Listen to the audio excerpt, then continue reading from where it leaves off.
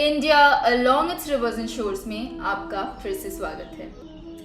मैं हूं आपकी मेज़बान दर्शना भारद्वाज।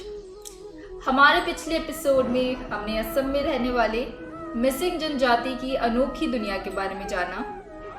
आज के एपिसोड में हम देखेंगे कैसे ब्रह्मपुत्र की लहरों ने असम को एक नया आकार दिया।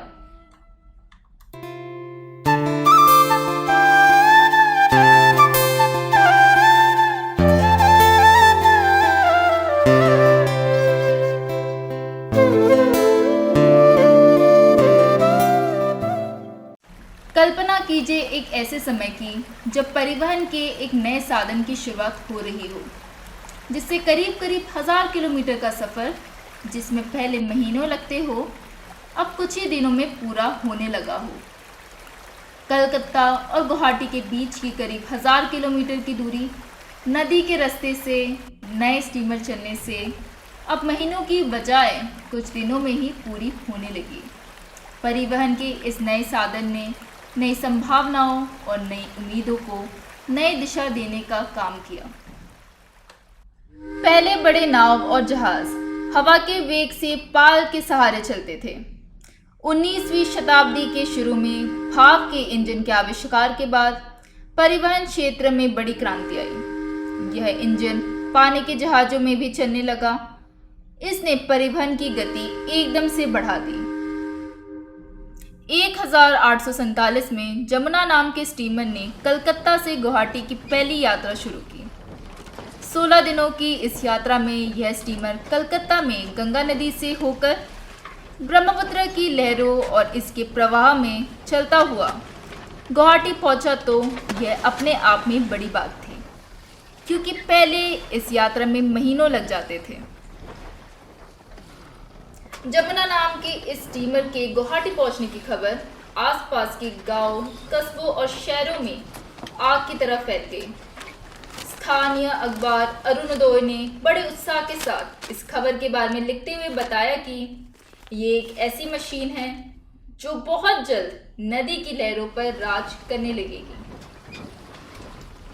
स्टीमर के आने की खबर का उत्साह गुवाहाटी के स्थानीय निवासियों की बातों में झलकने लगा था।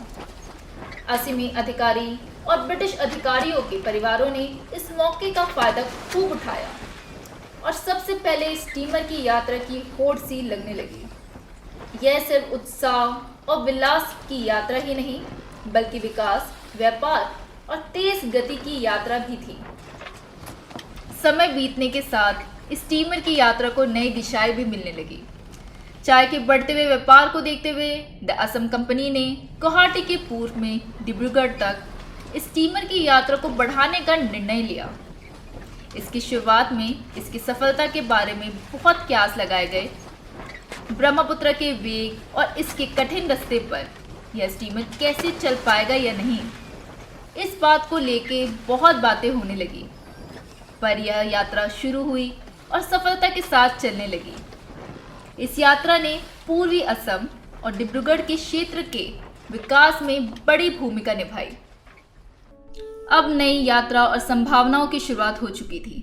दो बड़ी कंपनियां, the Indian general steamer navigation company और रिवर स्टीम नेविगेशन कंपनी, इस क्षेत्र में यातायात और पोत परिवहन के लिए बड़े नामों के रूप में उभरी और इनमें स्टीमर इंजन की बड़ी भूमिका रही। इनकी नावों और पोतों द्वारा यात्रियों और माल के परिवहन से इस क्षेत्र के विकास में बड़ा योगदान मिला। इन स्टीमर की वजह से अभी तक नौवहन के लिए कठिन माने जाने वाला ब्रह्मपुत्र नद अब इस क्षेत्र के विकास के लिए वाहक बन गया था।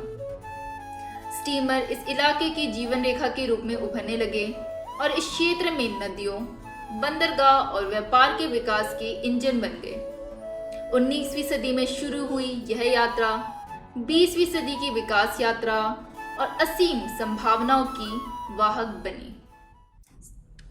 उत्साह, नवाचार और दृढ़ निश्चय की यह यात्रा एक द्रोह नदी के विकास और बदलाव की नदी के रूप में परिवर्तित होने की कहानी है। ब्रह्मपुत्र नद में स्टीमर्स की यह शुरुआत और उनकी लंबी यात्रा इस क्षेत्र के विकास, यहाँ के लोगों की इच्छा शक्ति और जीवन के प्रति उनके उत्साह की साक्षी है। India along it's reverse and shores के इस अध्याय में ब्रह्मपुत्र और स्टीमर्स की इस यात्रा में आने के लिए आप सभी का बहुत आभार। इसी तरह की एक और यात्रा के बारे में जानने के लिए हमारे पॉडकास्ट को सुनते रहिए।